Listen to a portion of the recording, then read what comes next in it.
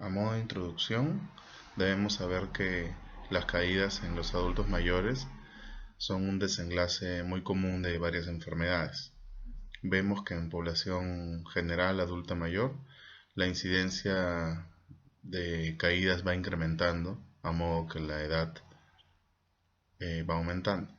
Vemos que la incidencia de caídas en personas jóvenes, menores de 45 años, es hasta un 18%. Entre 45 y 65 años sube a un 25% y llega a un 35% en adultos mayores. Y cuando los adultos mayores son de 75 años o más, esta incidencia llega hasta el 40% de casos. Es un problema bastante complicado, pues usualmente se complican con lesiones graves como fracturas. Uno define fractura de cadera como una pérdida no intencional del equilibrio que impide permanecer a algún sujeto con una postura estable. ¿Ya? Es una definición de las más sencillas. En geriatría le agregamos otras cosas, como por ejemplo que sea lo mismo, una pérdida no intencional, pero que sea inesperada o que sea repentina. Y no necesariamente que sea una caída al suelo, sino que sea una superficie menor.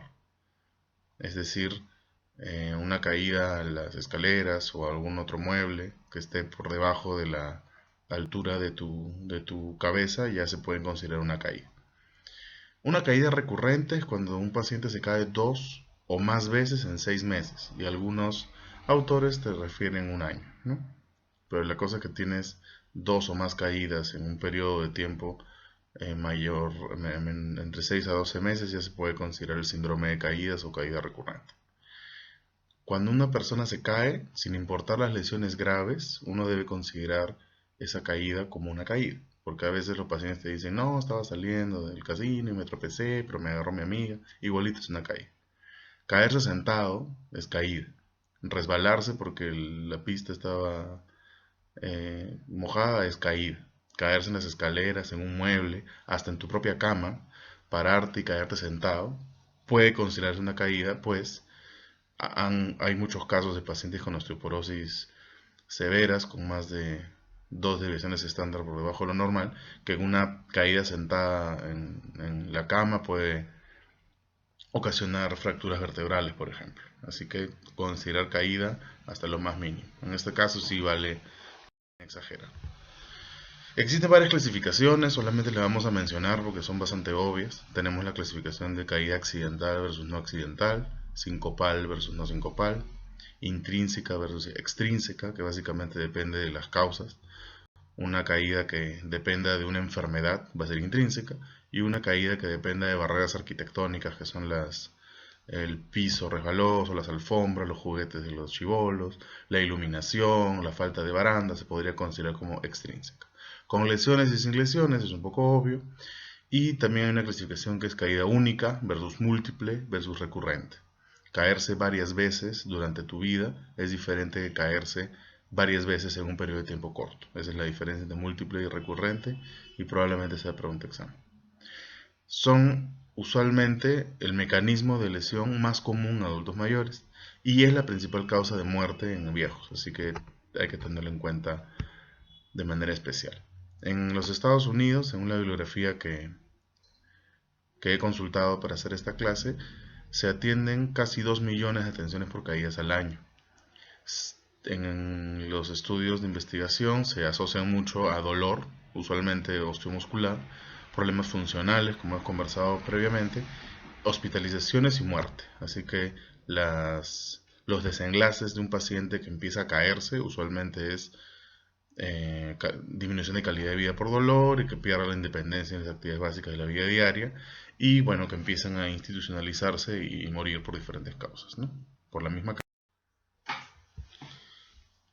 Bueno, con respecto a los cambios asociados a la edad, vemos que a nivel neurológico pueden haber alteraciones en la propiocepción, a nivel neuromuscular y visoespacial, ¿no? Las alteraciones sensoriales que puedan presentar problemas de visión y preferentemente del aparato vestibular.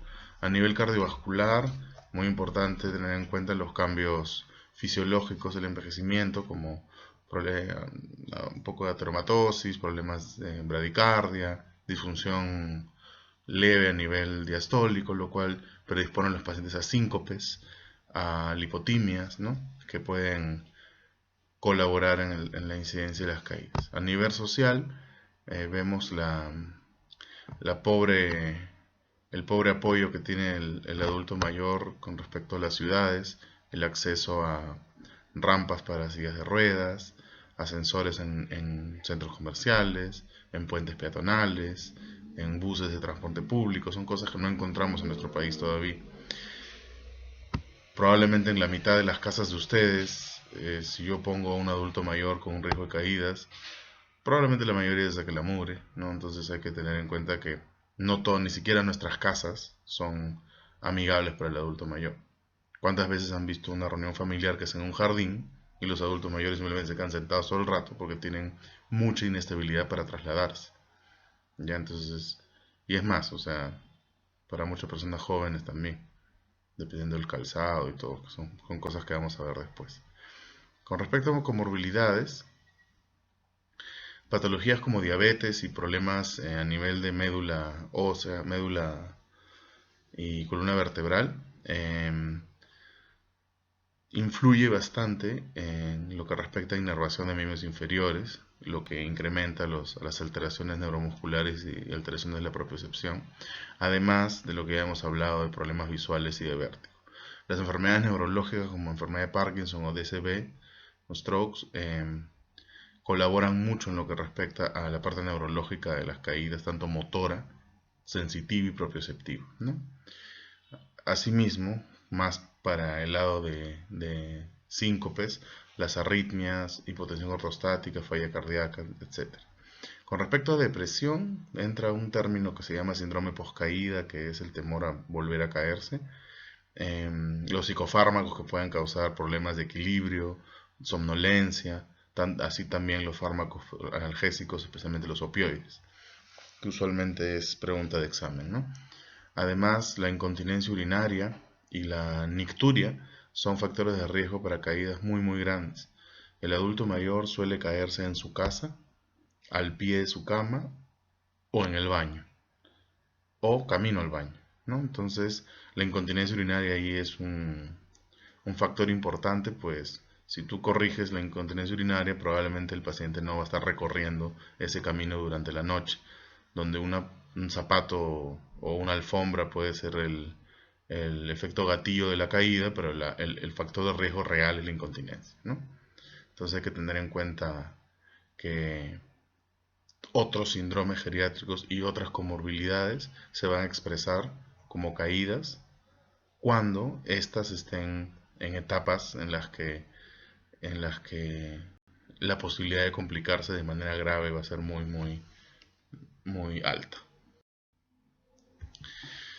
Para entender un poquito más de caídas tenemos que hablar un poco de lo que es el sistema de equilibrio y postura. Sé que están llevando el curso de medicina física y rehabilitación a la par con geriatría, así que no voy a ahondar en este tema porque yo también he llevado ese curso y sé que lo explican muy bien. Hay tres sistemas que engloban el equilibrio y nuestra postura. Tienen que sacarse de la cabeza que el equilibrio y la postura solamente es parados, también es sentados. Ya la postura sentado es importante también porque involucra otros sistemas. Los sistemas que vamos a tocar son sistema nervioso central, sentidos y sistema neuromuscular. La interacción entre todos ellos nos da un equilibrio y postura adecuados, ¿no? Inicia con la recopilación de información por parte de los sentidos acerca de la posición de nuestro cuerpo, hacia dónde estamos orientados y hacia dónde están orientadas las partes del cuerpo, porque hay una posición de cada brazo, de las piernas, etc. El sistema nervioso central integra todas esas señales, las coordina y ejecuta movimientos que van a depender de quién, de el sistema neuromuscular, para que estos sean ordenados, sean útiles, sean rítmicos, sean sincrónicos para tener una marcha adecuada, un equilibrio, una postura, lograr subir, bajar escaleras de manera adecuada. Un ejemplo claro de que los sentidos están bien el sistema nervioso central está bien y el aparato neuromuscular está mal, es la clásica tía que tiene miedo de bajar una escalera mecánica que está bajando. El sentido le está diciendo que la escalera está ahí. El sistema nervioso central ya integró, pero el aparato neuromuscular no tiene la capacidad de sincronizar el avance de la escalera con mover la pierna. Y eso es lo primero que se pierde. La alteración del sistema neuromuscular es lo primero que se pierde. Y depende mucho de la propiocepción. ¿Ya? Intenten subir una escalera con los ojos cerrados. De muy joven lo puedes hacer, pero ya llegas a los 40, 45 años y tu capacidad de orientarte en lo que es escaleras con los ojos cerrados va a ir disminuyendo. Vas a depender mucho más del aparato neuromuscular.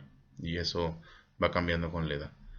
Otro punto importante acerca de la postura y el balance es que se altera fisiológicamente por el envejecimiento y cada vez que vayamos pasando de etapas de envejecimiento, el deterioro va a ser mayor. Con respecto a los sentidos, vamos a ahondar un poquito más. Existe un punto importante que es el intake somatosensitivo, que es donde empieza empiezan a entrar a tallar los músculos, los tendones y las articulaciones, que son los que recopilan la información de dónde estamos, dónde está mi rodilla, dónde están mis pies, en qué posición. Mi pie está aquí, mi otro pie está allá. Empieza la discriminación de 2 puntos, la sensibilidad muscular al reposo, la capacidad del tono muscular, que ahí viene la propiocepción, la sensibilidad vibratoria. Todo eso va a hacer de que todas estas tipos de sensibilidades que dependen de la salud del músculo, tendón y articulaciones podrían estar alteradas por el envejecimiento. Esto se agrega con la información que tú sacas de la visión, tu agudeza visual, tu capacidad de contraste, ¿no? Por eso hay, ¿por qué uno usualmente no ve los huecos cuando está manejando? Porque usualmente tienen un color muy parecido. Cuando tú logras verlos es porque la luz ya logró un contraste y tú ya lo ves y lo esquivas. Cuando tienes una capacidad de contraste que depende de tus conos y tus bastones alterada, te caes, ¿no? Igualito con la profundidad, ¿no? Ahí por eso las mujeres suelen tener un poquito más accidentes de tránsito a la hora que manejan que los varones, porque la capacidad de discriminar la profundidad está un poco más limitada. No es sexismo, es medicina basada en evidencias, así que no me maten, chicas. Y lo que refiere a visión periférica, ¿no? La visión periférica también en las chicas está un poco compleja, ¿no? Hay que decirlo. Ya rajaremos de los hombres cuando toque clase de disfunción eréctil. Con respecto al aparato vestibular, la posición de la cabeza y el cuello con respecto al resto del cuerpo es la principal labor del aparato vestibular y los semicírculos y el laberinto y toda esa gente.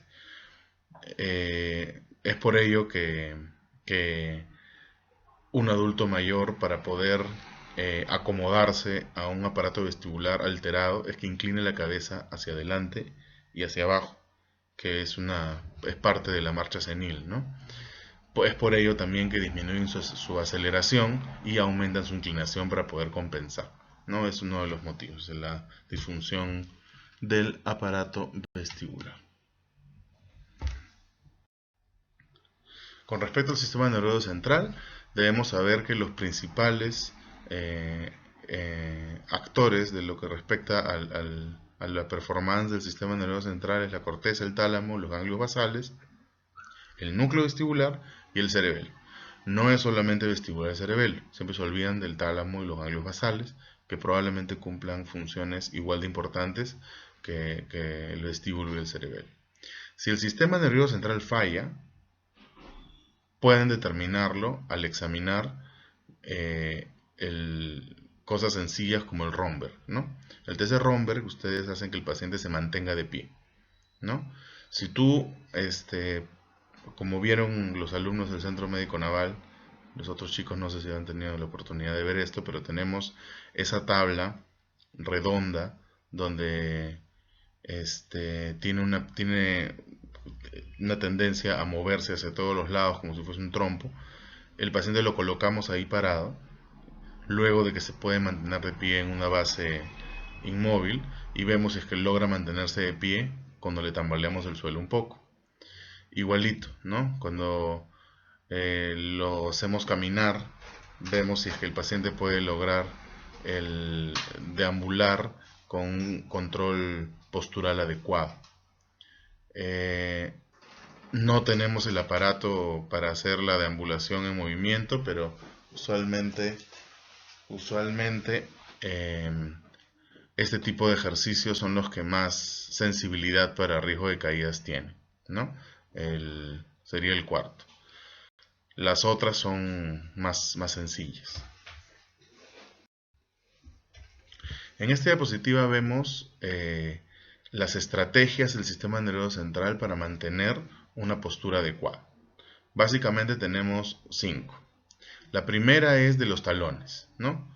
Si tienes los pies muy juntos, lo primero que vas a esforzar para no caerte es los talones, ¿no? Inclinar hacia adelante o hacia atrás. El segundo mecanismo es la cadera, ¿no? La cadera va a ayudar a inclinarte hacia adelante y hacia atrás. El otro es dar un paso hacia adelante. Cuando tienes una pérdida de equilibrio brusca, lo primero que vas a hacer para evitar la caída es mover un pie hacia adelante. Usualmente mueves el pie dominante o hacia un costado, dependiendo de hacia dónde es el impulso. Lo otro es, si es que ves que es una caída inminente, lo primero que vas a hacer probablemente, aparte de dar un paso y moverte con los talones y la cadera, es poner una mano y buscar un punto de apoyo, que es donde entra a tallar el alcance funcional, que se ve en el gráfico señalado con la letra D.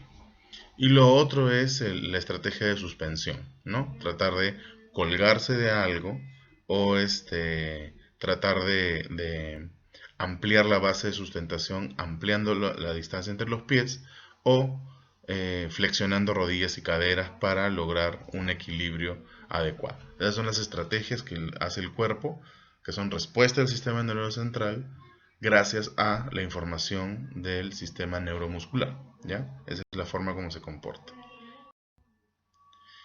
Ya entrando en lo que es el síndrome de caídas, tenemos que tener en cuenta que todo empieza con un screening.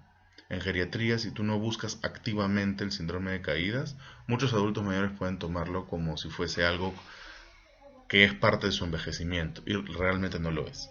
Un adulto mayor no debería caerse. Que sea más común en adultos mayores no quiere decir que sea normal. ¿Cómo hacemos un screening de caídas? Preguntar, ¿se ha caído alguna vez este año? O preguntar, ¿tiene algún problema para caminar con tranquilidad? ¿O ha perdido alguna vez el equilibrio este año?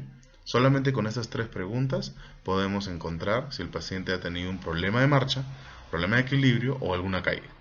Si no tiene ninguna caída, no deberían hacer ninguna intervención rehabilitadora. Si es que el paciente reporta un problema de marcha o equilibrio, le haces una evaluación de marcha. Le mides velocidad de marcha, tal cual como mencionó el otro parodia en su clase de fragilidad. Le mides el Short Physical Performance Battery, que ya lo deben conocer. Y si no lo conocen, conózcanlo, porque va a entrar en el examen. De esta manera, agregándole tal vez la escala de Tinetti, que es una escala que también la deberían haber visto en las prácticas en sus hospitales, que es una escala que te mide básicamente la adecuada marcha del adulto mayor y el equilibrio parado y sentado. Por otro lado, cuando tienes un paciente con más de 2 caídas en un año o alguna caída única, pero con una lesión, debes evaluar riesgo de caídas. ¿Ya? ¿Cómo evalúas riesgo de caídas? También con Tinetti o con la prueba de alcance funcional, que es una prueba donde se coloca al adulto mayor de costado a una pared, donde se pone un centímetro y el paciente con el brazo pegado a la pared estirado hacia adelante, se mide cuánto alcanza estirándose, muy parecido a lo que vimos en la diapositiva anterior con respecto al alcance funcional. Cuando tienes un paciente con riesgo de caídas en tu evaluación física o con una evaluación de marcha alterada, tenemos que buscar qué trastorno en la marcha es, si tiene un performar funcional alterado, si su fuerza muscular está baja, problemas visuales, evaluar polifarmacia, especialmente buscar psicofármacos, o combinación bizarra de psicofármacos, preguntar por barreras arquitectónicas en el hogar y ver problemas mentales, básicamente problemas de trastornos neurocognitivos. En relación a indicadores de caídas, esta, esta guía de este libro nos habla acerca de 12 puntos importantes de indicadores, muchos ya lo hemos mencionado, que es preguntar acerca de caídas, de problemas de equilibrio, etc. Lo importante es lo que dice en los últimos números, ¿no? Problemas cognitivos, si están usando bien los bastones, y problemas visuales son usualmente las causas de caídas que menos examinan los médicos. Así que hay que tratar de poner hincapié en ellos porque es donde más estamos fallando. Las demás las hemos mencionado. Con respecto a screening o valoración, hay que recordar que screening es igual que tamizaje y ambas son sinónimos de prevención secundaria o detección precoz de ciertas enfermedades, ¿no? Aquí vemos un cuestionario para ver riesgo de caídas, pero no es parte del curso que se lo aprendan, solamente es para que vean qué tipo de cosas deben preguntar. Si el paciente se cayó, qué pasó después de la caída, si es que alguien lo ayudó, si es que vio cómo se cayó, si perdió el estado de conciencia cuando se cayó, si es que lo tuvieron que llevar al hospital o no, si se lesionó, si se sangró, dónde se golpeó, si es que la caída tuvo relación con un cambio en su medicación, todas esas cosas hay que preguntar. Aparte de eso hay que hacer escalas. En geriatría todo se mide con escalas. Ya mencioné el SPPB, ya mencioné el alcance funcional, el TINETI, el TCA-PANGO ya lo conocen por fragilidad y velocidad de marcha también. Estas escalas también sirven para problemas de caídas y hay que tenerlas en cuenta también. Con respecto a la valoración de factores de riesgo para caídas, hemos hablado ya de algunos, pero hay otros que también son importantes, como por ejemplo la evaluación de debilidad muscular, problemas de rango articular, problemas nutricionales, tanto sobrepeso como baja de peso, que puede venir con sarcopenia en ambos casos, problemas sensoriales que ya hemos dicho, que el paciente deje de hacer sus actividades recreativas y sus actividades básicas también es algo que pueden indicar que el paciente está perdiendo función, y los problemas cognitivos como hemos mencionado, ¿no? Además, tenemos que tener en cuenta, como dije hace un momento, la incontinencia tanto urinaria como fecal, las barreras arquitectónicas que no solamente son objetos tirados en el suelo, sino que, como les dije, sillas que estén un poco inestables, muebles que estén cerca de los pasadizos, calzado inadecuado, que no haya buena iluminación, que por ejemplo se recomienda siempre que los switch para prender la luz cuando esté apagado tengan un pequeño brillo, una lucecita para poder encontrarlos. Todo eso son problemas extrínsecos que pueden colaborar para que el adulto mayor presente caídas, así como problemas de dolor, ¿no?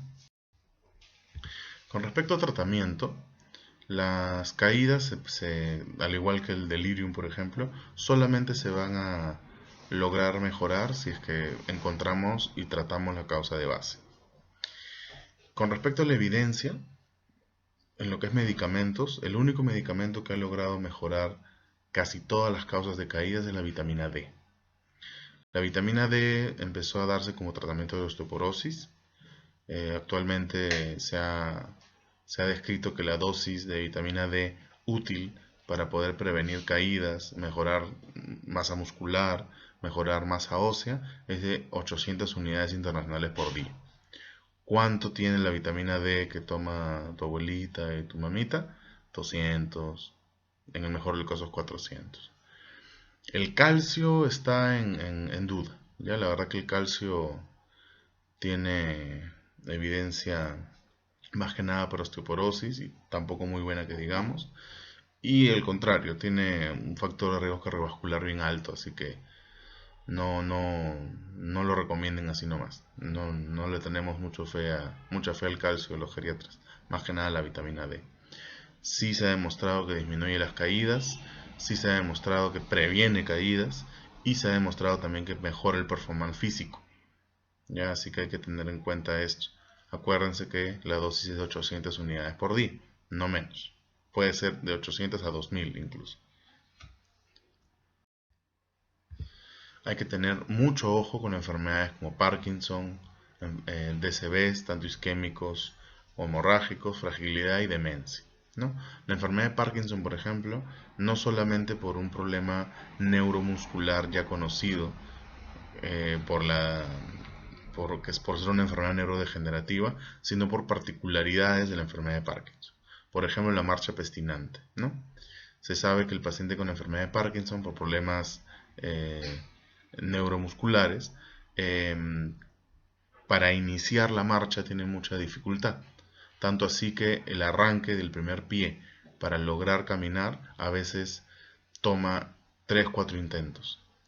Cuando el paciente tiene 3 o 4 intentos para caminar, usualmente el cerebro recibe una información de que ha querido intentar iniciar la marcha 4 veces y inicia una marcha muy rápida, luego de la cual usualmente se cae, ¿no? Por el lado de los strokes o eventos cerebrovasculares, debemos tener en cuenta las hemiparesias, las, las, las marchas cerebelosas, por ejemplo, ¿no? Que pueden eh, lograr que el paciente tenga un riesgo muy incrementado de caídas. Por otro lado, la fragilidad, más que nada por la presencia de sarcopenia, la disminución de velocidad de marcha, función muscular, hacen que el paciente tenga una posibilidad de caídas muy alta. Incluso un paciente frágil, estable, que tenga una infección urinaria, una neumonía, una caída, un problema de hiponatremia o lo que sea, puede debutar con caídas. Cuando tengas un paciente frágil que se cae, probablemente tenga una infección urinaria o una neumonía o un problema de electrolitos o esté deprimido o se murió algún familiar. La caída es la expresión de que el paciente es frágil o que tiene una reserva funcional disminuida a nivel osteomuscular. Por otro lado, si tienes un paciente que no conoce sus antecedentes y es un paciente caedor recurrente, tú puedes asumir que su reserva funcional está disminuida y que probablemente sea frágil. Entonces, no son sinónimos, pero son uno consecuencia del otro.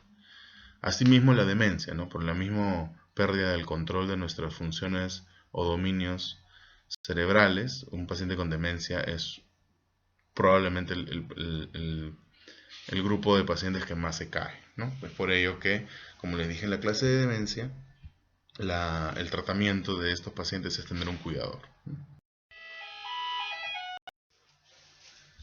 Mucho ojo con las indicaciones de ejercicios sin un régimen adecuado y sin recomendaciones de calentamiento previo, porque pueden generar más lesiones por caídas, por problemas musculares o por caídas asociadas al ejercicio que están indicando.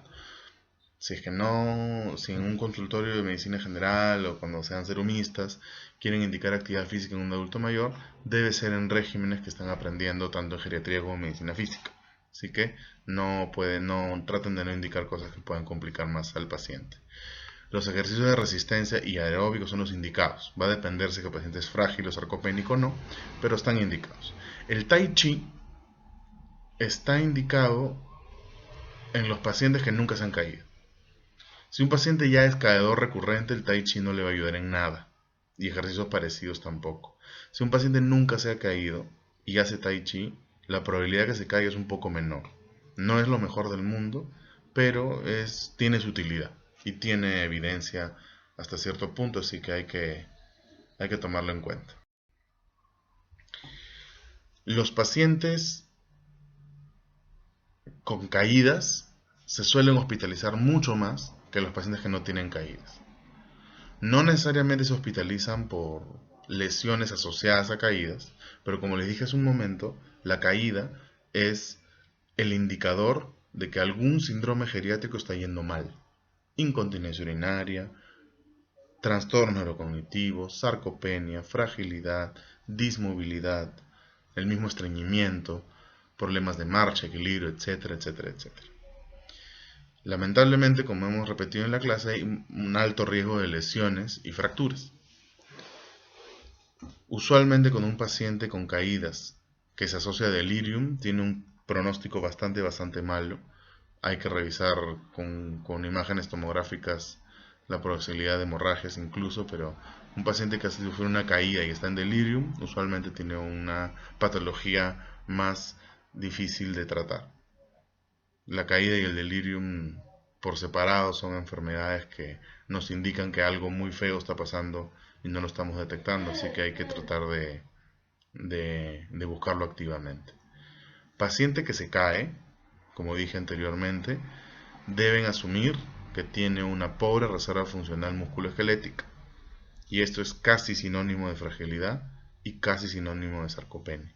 Así que la caída no es ya un preludio que algo está por pasar, sino que ya pasó. Entonces hay que tratar de evitar que vuelva a pasar y tratar de que la siguiente vez que pase eh, no tenga una lesión grave. Así que mucho ojo con las caídas, y ojo que las caídas de las que estoy hablando usualmente no son caídas con lesiones, son caídas, esas caídas tontas que el paciente ni siquiera las va a reportar si uno no hace un hincapié en el asunto. En una investigación que hicimos en el 2012 que les presento aquí, nos dimos cuenta de esto, ¿no? Que los pacientes con caídas que tenían problemas neurocognitivos tenían una mortalidad muchísimo más elevada.